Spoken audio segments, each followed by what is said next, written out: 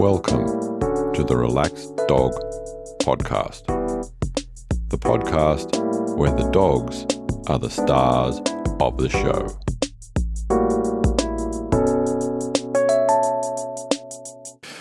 Welcome to episode 65 of the Relaxed Dog Podcast, sponsored by therelaxeddog.com. Thank you very much for listening. I am your host, Robert Ober, and I hope that you and your dog are well. My guest this week is Dave Jackson, and he's going to tell us all about Dudley.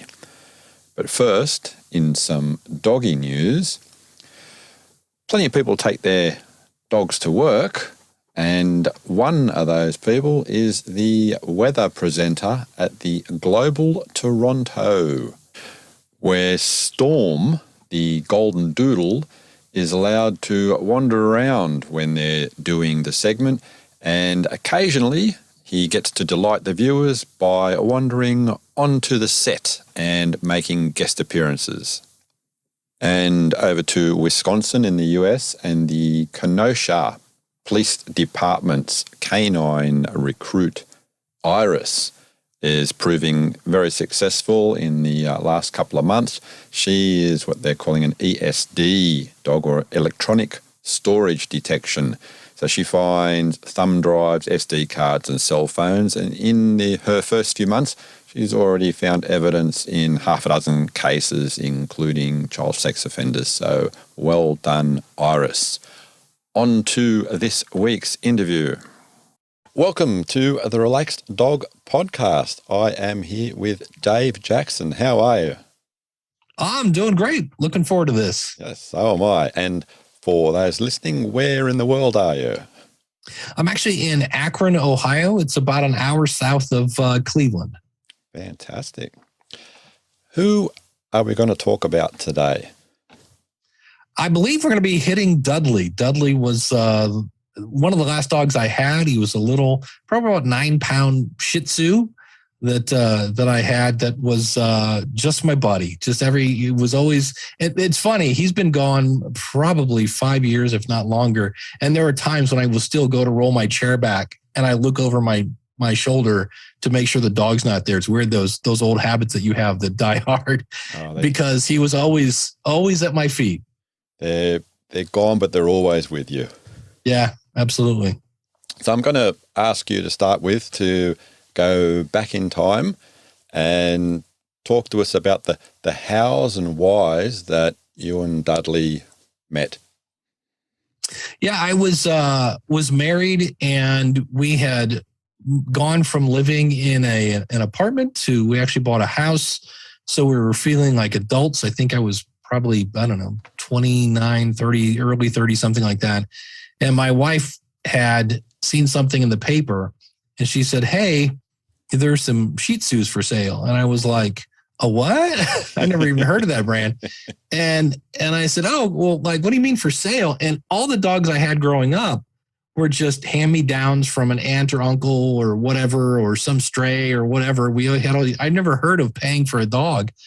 And so we're out in the country, and we went to this house, and this lady had probably 5 or 6 of these little puppies, and they were acting very puppyish, a lot of yipping and barking and, running around. But there was one guy that was super chill, just hanging out under the table.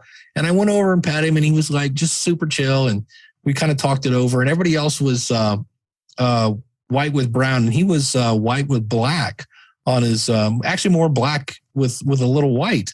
And it was kind of weird because eventually he went completely the opposite. He turned white on us after he kind of got old. But it was funny because he actually stood out, not because he came and run and jumped all over us, but the direct opposite, which is kind of what we were looking for.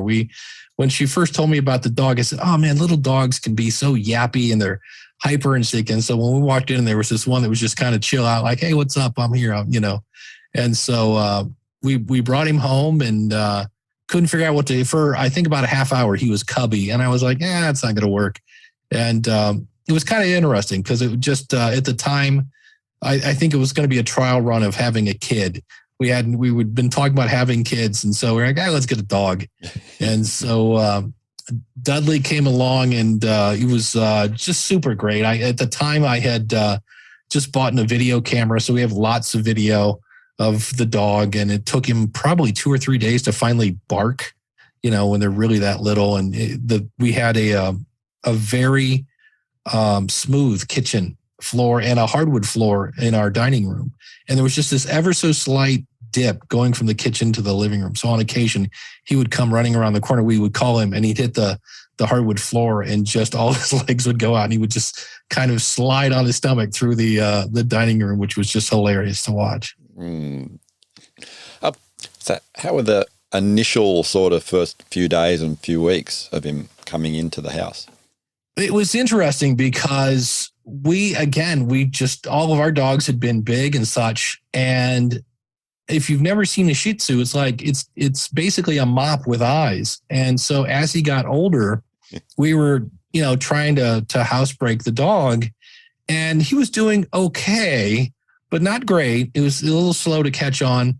And then the one day, I never will forget this, we took him outside, and I forget what month we bought him, but it was getting cold outside. So we're both shivering outside waiting for this dog to do his business. And he's trying and he's trying and he's trying. And he's just like, what's wrong with the dog? And here I'm trying to say this politely, his hair was so long in the back of him that it blocked his exit. So the poor dog had a problem and actually somewhat turned himself inside out to where we took him to the vet, and he basically just kind of popped him back in place. And we're like, well, that's neat. He's like, well, yeah, you have to trim their hair. And he goes, you have a Shih Tzu. You're going to get really familiar with scissors. And so that was the first thing. And it was so weird because my whole thing was, it'll be fun to walk the dog. And here's this little itty bitty puppy, his legs are the size of your thumb. And for some reason, one day I decided to take the dog for a walk. And of course, that's when he decided, hey, I'm going to do my business. And I'm here to tell you, I know, like, you want to call in the dog whisperer or whatever. That dog learned that lesson that, I don't go to the bathroom in my own backyard. I have to go for a walk to do it. And over the years, we're like, nope, we're not going to take him for a walk. Eventually, he'll do it in the backyard or whatever. No, he was like, nope, you're taking me for a walk. And it was such a weird, the dog was kind of weird, but that was one that she's like, well, you're the one that trained him to go for a walk. He's got to go have fun with him.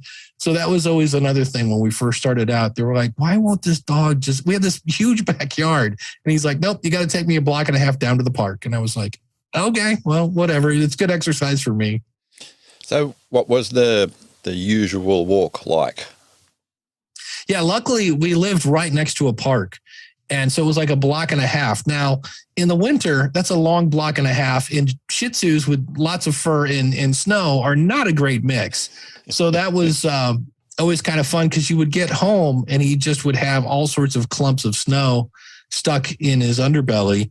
And so it just created another kind of thing where you're like, all right. So it wasn't just a walk. Now I got to de-snow the dog when he gets in. But it was a good time. And he, like many little dogs, was, he would take on dogs he was really kind of dog aggressive. I don't know why, but any other dog, he would always kind of, growl and such, which was interesting because the next year we bought another Shih Tzu and we thought, this isn't going to go over well, but they eventually got used to each other and were great friends and would play and such. But then my sister-in-law became a groomer. And she finally said, why don't you guys use the puppy cut? And we're like, what's a puppy cut? And she's like, remember when he was a puppy, he had really short hair? And she's like, yeah, just cut it like that. So from that point forward, we were like, yeah, the long hair was a great look. And it was, fun. And especially my wife at the time would put the dog in like a big giant pigtail. And I'm like, it's a guy dog. Come on. You're making... And so we switched to the puppy cut, and that made our life a whole lot easier. Mm-hmm. So during the winter, you obviously didn't have too many issues with the snow?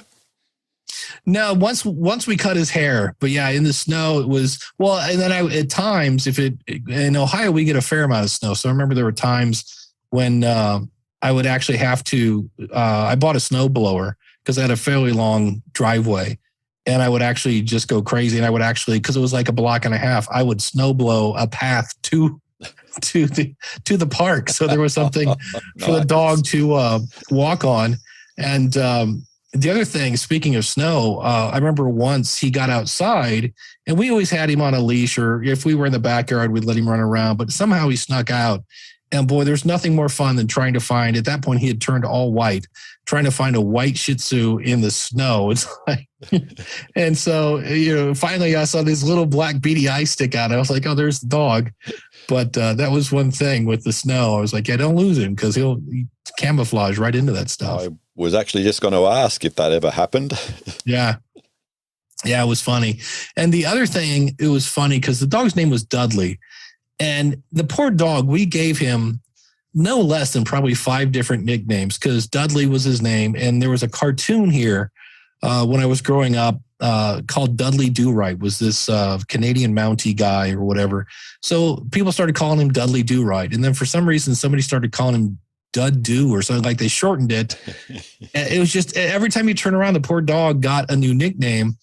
And we had some kids that for whatever reason, they loved his eyes and they said he has poongy eyes. And I'm like, what is that even? I've never heard the phrase poonge. And so they just started calling him the poonge.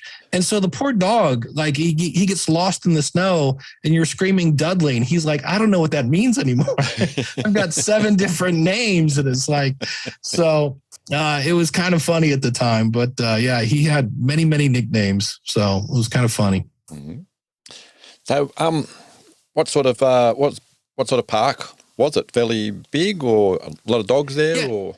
It wasn't so much a dog park as it was just a pre-made walking path around trees and lots of grass and on open spaces. So you'd go down. I think there was a tennis court, and so you'd see a lot of young kids playing football in the grass and things of that nature. But it was nice that it had this sidewalk all around the whole thing. So you could go down there and go around the park in, I don't know, probably 20 minutes. And a lot of times I would just go until he did his business and turn around and come home.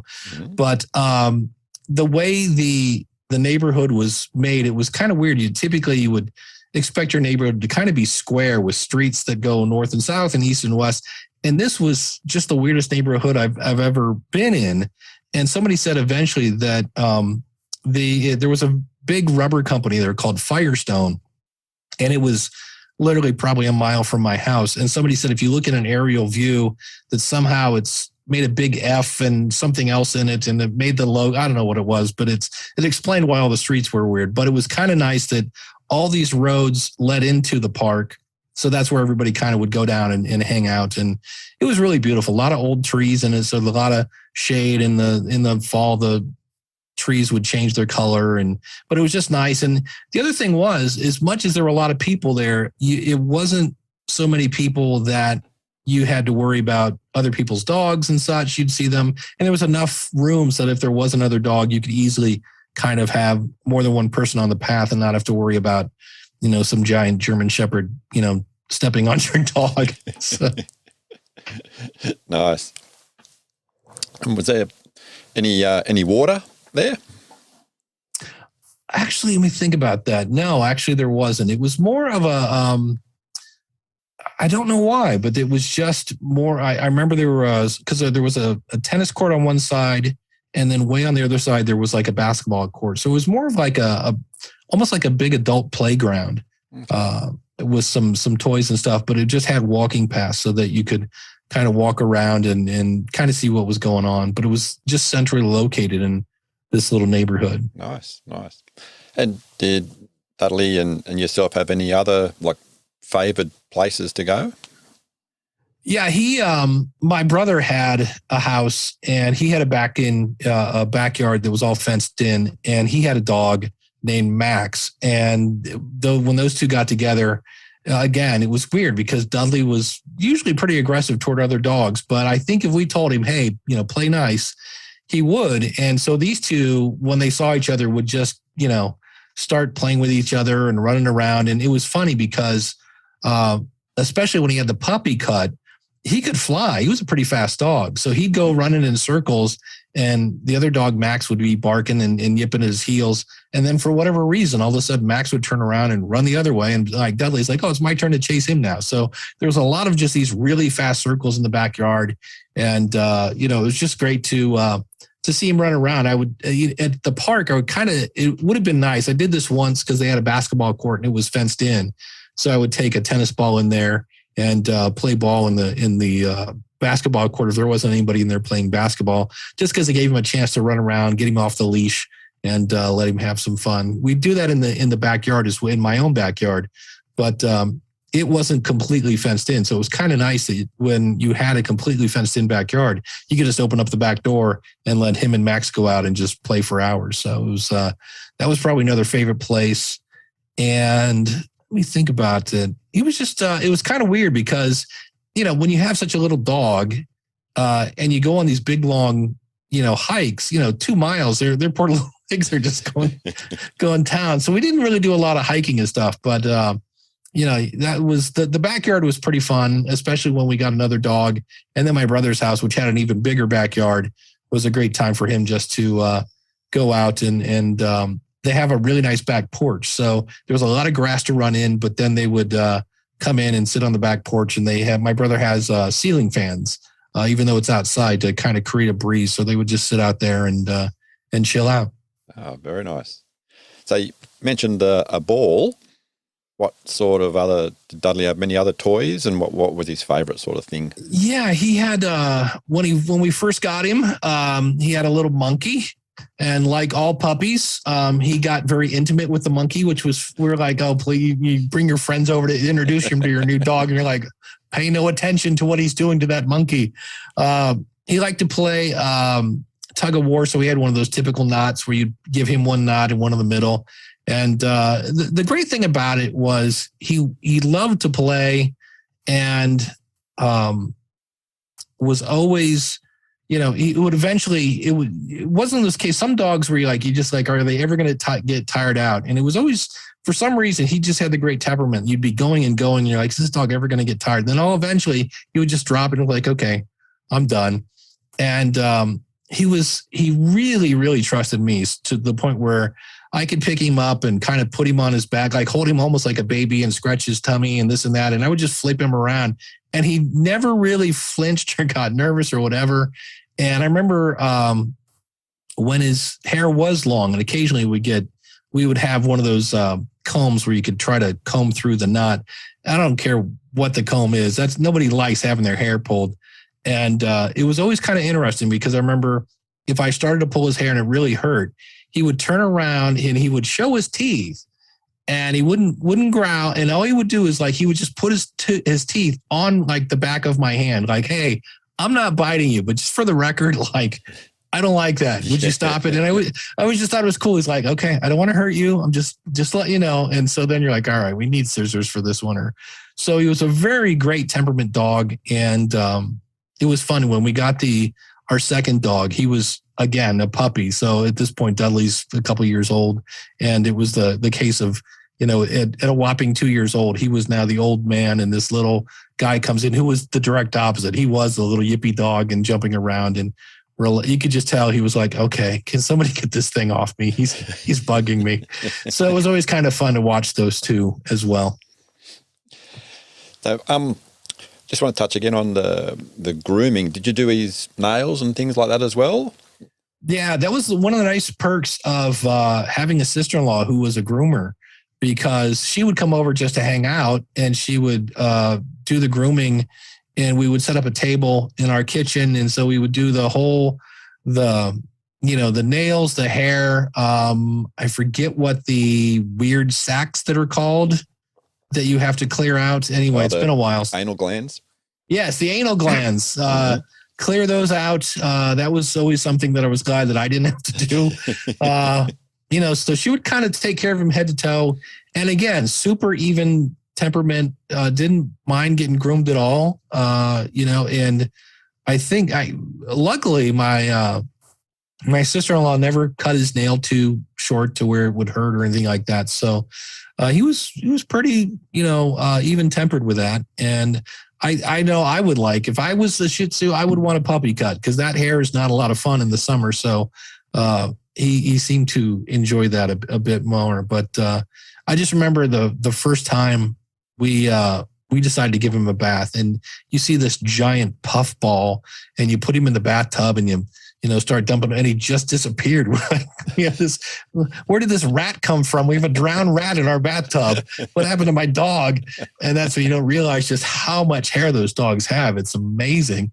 But again, he would kind of just look at us like, really? Are you guys almost done? I'm sitting here, and drying him was always a treat because, you don't want to burn him with your hair dryer and you're trying to rub him off and that whole 9 yards. So that was one of the nice perks of having a sister-in-law decide to be a dog groomer. She would just come over and take care of him. And he always looked great and didn't seem to bother him too much. Very nice. Did he go much in the water outside of bathing? Think about that. My brother had a pool, and he wasn't much of a fan. Now, Max, his buddy that he was running around with, Max was the kind of dog that you couldn't let near the pool because he loved it so much. I remember one time he jumped off the diving board, and we're like, dude, you're going to if you think about it's, I don't know, 2 feet off the water and your dog is only a foot tall, like spatially, that'd be like me jumping off 10 feet. And he just loved the water. And so the one day, I picked him up and I was in the, of course, everything when you're only a foot and a half tall, everything's over your head. So I was there and I had him, and you could just tell he was like, this is not my cup of tea. And so I let go. And of course he starts swimming, but I think because the hair, that's a lot of weight probably when it's wet. And he was just like, okay, get me out of here. So I picked him up, and you could just tell he's like, this is not my cup of tea. So, but, and I tried once, I remember, when he had long hair, we actually bought him a raincoat. That was this thing you'd supposed to put him on, and just to try. We knew that he was still going to get wet. We didn't even bother. It came with little boots to put on the dog. We're like, that's not going to work. And he was not a fan of that. So that's when I got into these huge golf umbrellas that were like enough for 3 people to fit under. So I would take that and many times just put it over the dog, and I would get wet just to keep him dry. Cause same thing with snow. The water was always kind of a mess, and you're walking the dog hoping he will hurry up so you can hurry up and get to work. And then, you finally get him to do his business. You get home, and now I got to take time to dry him off. Otherwise he's going to be this giant mess. So that's when I was like, all right, we need a bigger umbrella. And, that seemed to work. And luckily again, I mentioned the trees before around the park. There were a lot of trees. So as much as it was raining, a lot of times you had this built-on umbrella with all these big old trees. So it really wasn't quite that wet. But nonetheless, I invested in a really big, really good umbrella. So at home, where was Dudley's spot? Where did he like to hang? Wherever I was. It really was kind of funny. I grew up where dogs were allowed on the furniture. I mean, it was so, if I was watching TV, he was basically right here next to me. I remember many a Sunday, we have horrible teams in Ohio, but yet I still watch American football, and he'd be sitting there right next to me. Especially in the winter, if it got cold, I had a really nice, comfy comforter that I put over my legs. So that meant he would sit there. So it was always kind of it. And I know it sounds weird, but literally he followed me everywhere I go. And he loved, for whatever reason, hard-boiled eggs. And so if I had made some and I'd be out in the kitchen and you kind of, bounce them on the counter to break up the shell before you peel them. And boy, if he heard that sound, he would come running. So that was another one where you always kind of had to look behind you to make sure you don't step on the dog. And at night, let me think about this. Where did he's, I think just in our next, again, because my wife was like, he's not in the bed with us. I'm like, okay, but he would sleep right next to me on the bed. So I always had to be kind of careful. If I got up in the middle of the night, I'm like, okay, where's the dog? It's dark and I know he's over here somewhere. And then eventually we bought it was funny. It was a little couch. It was probably, I don't know, maybe 1.5 feet wide. And it was like a dog couch, and he just loved that thing to death. So And again, because it was just his pattern, I know some people, you can't get a dog to actually sit in something that you bought them to sit in. And so for me, it was easy. I just put it right next to me. I'd put him in it and he was like, oh, this is comfy. And I'm next to you. So I'm happy. So it was kind of funny because it just looked like this little baby couch, like somebody just taken a real couch and just really, really shrunk it down. Shrunk it down. Yeah, that was where he was tag on it and yeah, exactly. It's for dogs. That's it, exactly. Yeah, you preempted because I was going to ask where was he sleeping, and was that sort of like fairly static throughout his life in the? Yeah, the unfortunately, my wife and I ended up getting a divorce, which was interesting because when we finally decided to get a divorce, the first words out of my mouth were, "I get Dudley," and she got the other dog. And my second wife was not a fan of the dog because I loved him so much. She got very, very jealous of that. And so she wouldn't let him sleep in the room. And that was really tough on both of us. And so he would kind of just sleep in the hallway right outside the door. He's like, all right, if I can't sleep next to him, I'm going to be right here. So at that point, I bought him like a little stuffed bed and he liked that. But yeah, that was kind of a weird thing because I was so used, because when I got divorced for a while, I was single, and that's when he did sleep in the bed with me. He loved that to death. It was great. And then when I got married again, wife number two is it was weird. That was the other fun thing. We had a zoo. She had a 110-pound German Shepherd that you could basically ride to work. And then some sort of weird greyhound mixed dog that her daughter had. I had Dudley, and I think we had 2 cats. So it was like a zoo. And it was interesting because it took me a while. When you're used to having a 9-pound Shih-Tzu, and all of a sudden you walk in and there's a 110-pound German Shepherd, it took me a while to really get used to it. And they, again, kind of, weren't super friendly with each other, but he was really well trained, which was great because he was huge, so that she could control him to say, no, play nice. And I could do the same with Dudley. And that would work. And it was funny. It took me a long time to get used to that big of a dog. But once you do, he was as big a puppy as Dudley was. Mm-hmm. He loved to come and get his belly scratched in the whole 9 yards. And he was a great dog. So that was a fun period of time because every time you turn around, you're stepping over a cat or a dog or something of that nature.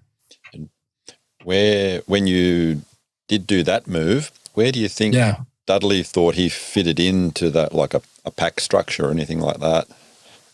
That's a good point. Again, he just always did his best to be near me. And so what I did at the time, I actually, I had my day job, but I've always had a website called the School of Podcasting. And so what I wanted to do to help separate work and hobby and home life, I actually got a office so that when I wanted to do podcasting stuff, I could go to my office. And when I was home, I was absolutely home and there to be with my family and my stepkids and things like that. So Dudley loved it when we would go to because I would take him with me to my office. He'd sit right behind me, sit on my feet, et cetera, et cetera. So that was kind of like, oh, this is like the good old days, me and you, buddy. The kids loved him. I had stepkids at the time and they loved him. They thought it was great. So I think he actually loved the attention. There were more people there that, were paying attention to him. They were fighting over who got to walk him, that kind of thing.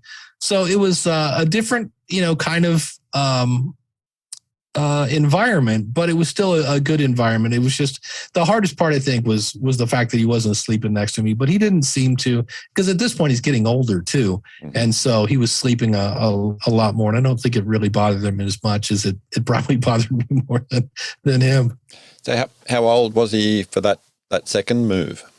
Oh, probably at that point, let me think about that. He was probably 9-ish. Mm-hmm. So he lived to be 14.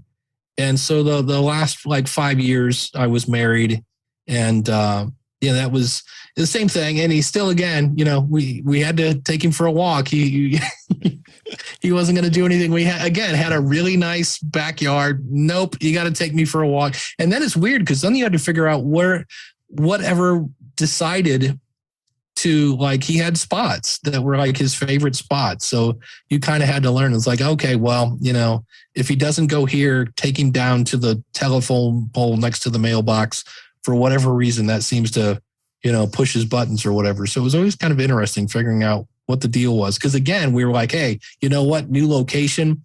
We're just not going to take him anywhere but the backyard, and he'll have to figure it out.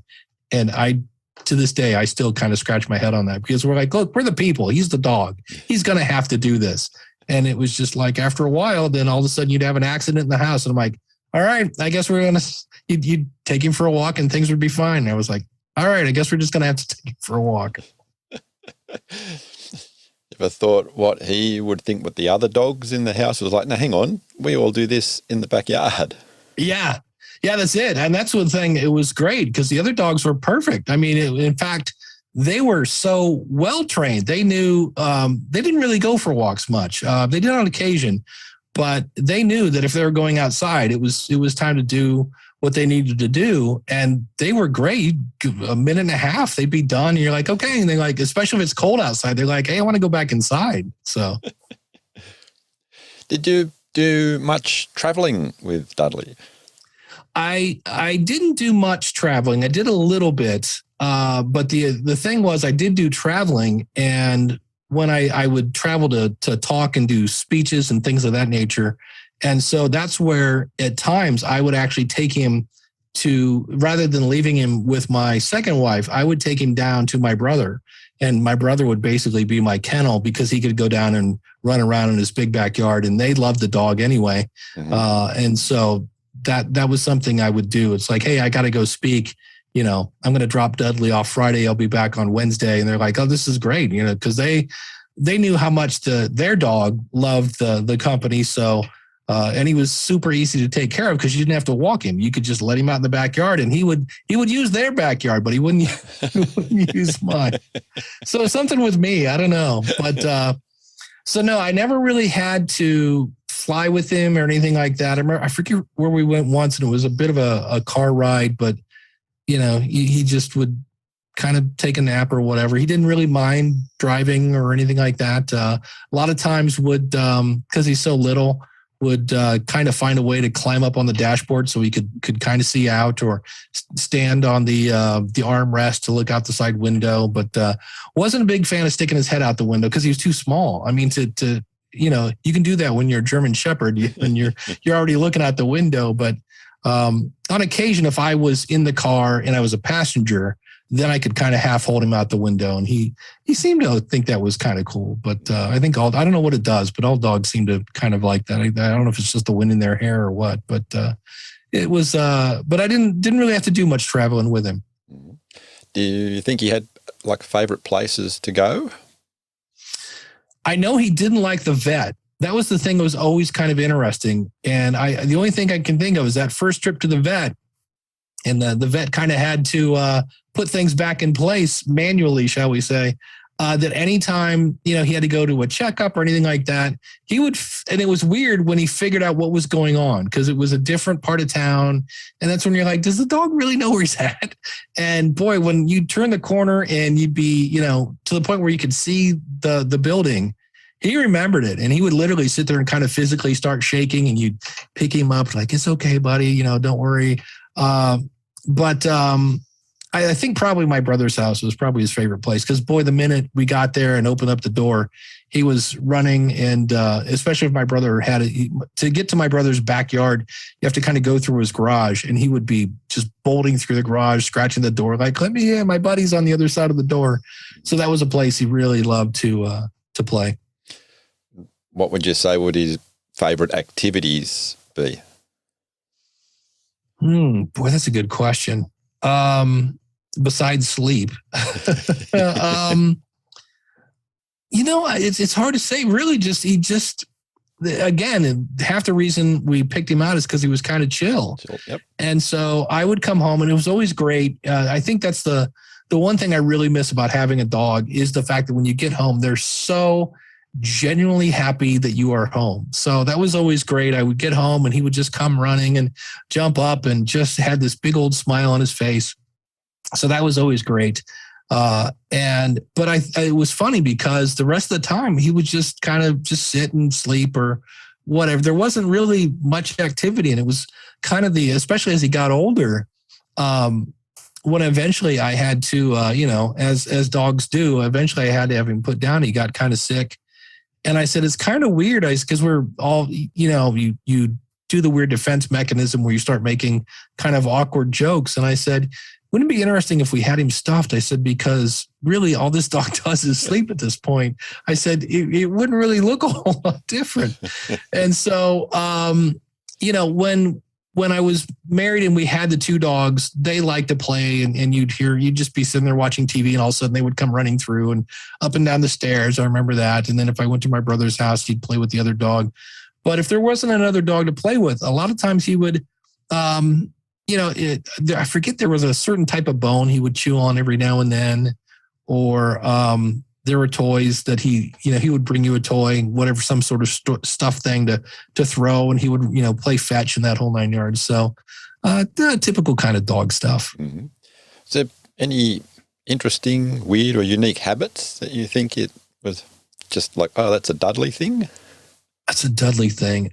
I think it was probably, I think the one that got me was the hard-boiled eggs, because when I say this dog loved I don't know how many he would have eaten, but I just remember once I was like, well, in fact, I don't think there was any food that Dudley didn't like, because there were times where like, well, would he eat a grape? And I'm like, a grape? Why would a dog eat sure. Would he eat a banana? Sure. So he seemed to have a very wide palette of everything. But man, when I would make hard-boiled eggs, because I would boil a bunch and then put them aside to put in salads later.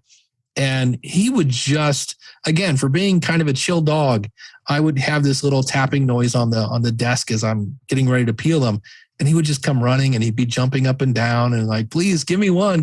And I just remember the first time I was like, would a dog even eat it? And I just kind of cut one in half and gave it to him. Boy, he just went to town on that thing. And I was like, okay, the dog likes hard-boiled eggs. I'm like, I've seen some weird things before, but that was one that I was like, I've never heard of that. And, your dog's breath isn't great many times out of the gate. Now you're feeding him eggs. You're like, that's not really going to help the situation much. So I forget what we would give him to kind of help him clear up his breath. But that was one that was definitely a Dudley thing. We're like, because I remember once, we were at my brother's house and my sister-in-law, for whatever reason, was making something with hard-boiled eggs. And boy, the minute she started tapping this, she's like, what's up with your dog? And I'm like, you're making hard-boiled eggs.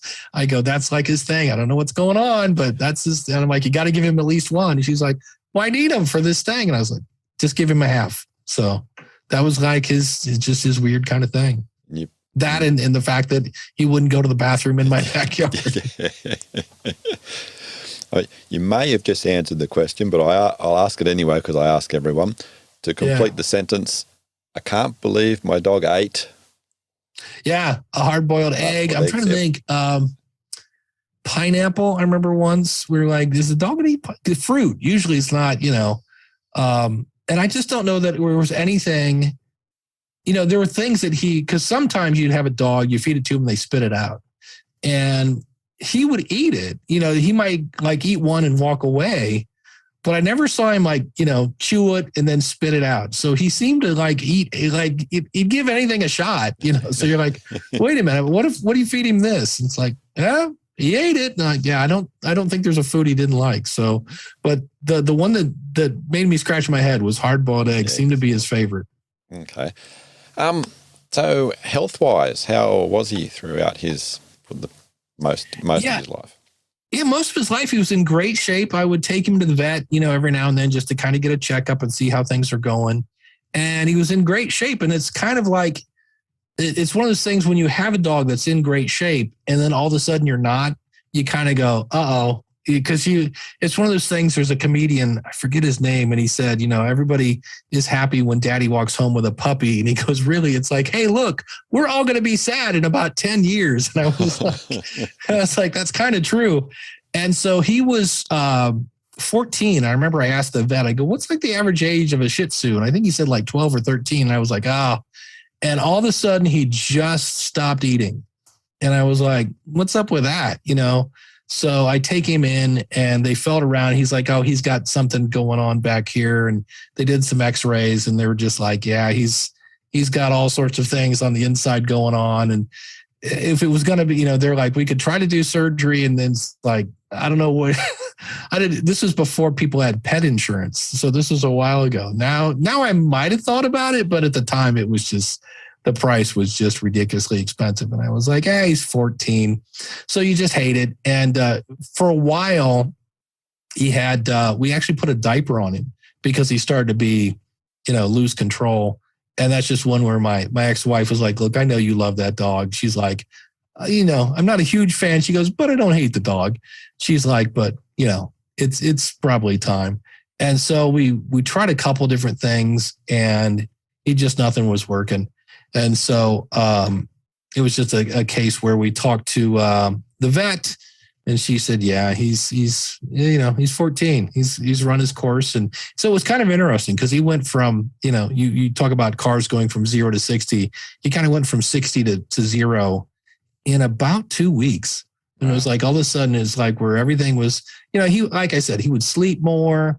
I'd seen other dogs, the big German Shepherd, when he got old, he just had problems moving around and things like that. And Dudley, he wasn't running around like he was, but he was definitely mobile. So it was just kind of weird that all of a sudden, like, why? Because he was really regular. You'd put food in his bowl and you'd go back later, it'd be empty. So all of a sudden you put food in his bowl and you go back and you're like, he barely touched this. What's going on? And then when you're taking him on walks and he was having problems doing his business, and I was like, and I've had a few dogs growing up, and that was always like sign number one of every dog I've ever had is when they stop eating, there's something going on. And that's usually some sort of cancer or something that's affecting different things. And I was like, here we go. Doggone it, and it's just one of those where you have to kind of, instead of, it's sad when you lose a dog, but I really try to remember I try to think of it more as I was lucky enough to have him for 14 more than, he's been gone for X amount of years and things like that. So I still, and the great thing was when we first got the dog is when digital cameras first came about.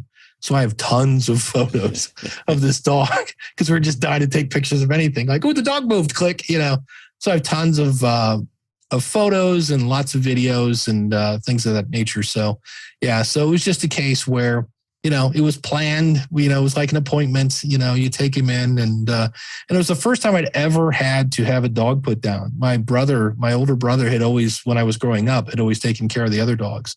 And so that was a very interesting and surreal, and luckily peaceful kind of situation because, that 1 minute you're holding their paw and they're there, and the next minute they're not. And it's like, wow, it's just weird to watch them fade away. So, but it was, as always, it was very emotional. I still, there are times when I just, you get sad thinking about it, but you also think again about the happy times, things like that. But yeah, so he was 14.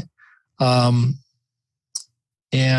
I actually ended up in the only thing that remotely took his place was we had I said we had 2 cats. And so one cat went to grandma. So we still had one cat. And so I just needed something little to pet. So I came home and started petting the cat. And we always thought this cat was mean. He kind of kept to himself. Well, the reason he was mean and kept to himself is nobody petted him. So that kind of became my somewhat of a replacement. But no, Dudley was really, and it's weird because my brother's had dogs that have, torn up furniture and all the destructive things. And this dog was just super chill and just was happy I was home and come sit next to me and go for walks. It's kind of what, all the good stuff and none of the negative stuff. Never bit anybody, anything like that. So it was really a great dog. Is there a particular happy moment that comes to mind? I think to me, just the sound of his nails, because if he was in like the kitchen and I would come in the front door, so he had to kind of come through the kitchen, go through the dining room. The living room was carpeted, and then there was the front door.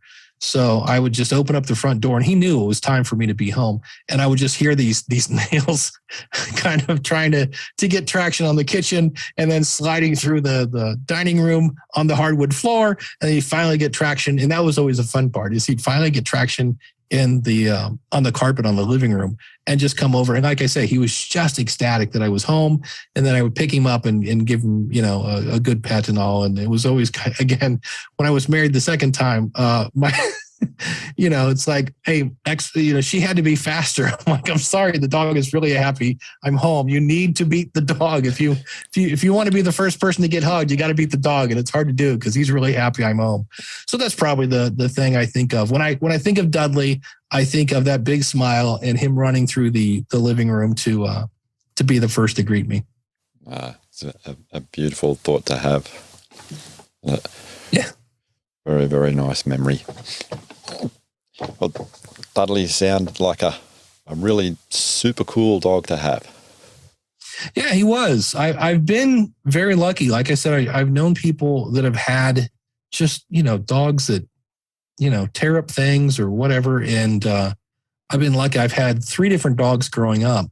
And all of them, the one dog we got from an aunt, another dog we got from another aunt, and they were all, super great dogs. And so I've been very lucky in that department because my brother has not. He's had all sorts of, the dog that he had that Dudley played with was great, but he had one that I remember was literally trying to dig a hole of china in his basement, and there was a concrete floor, and it was like, holy cow. And I was like, I got very lucky. So, and it's interesting because there are times when I think, I really miss having a dog. I really miss having a dog. And then winter will come. And I remember the day standing outside going, please hurry up. And I was like, okay, maybe I don't need a dog. But I've been thinking about it a lot. So especially now that we're not traveling much these days, because that was always the thing. If I went someplace to speak or whatever, I would luckily I had my brother kind of as a built-in kennel.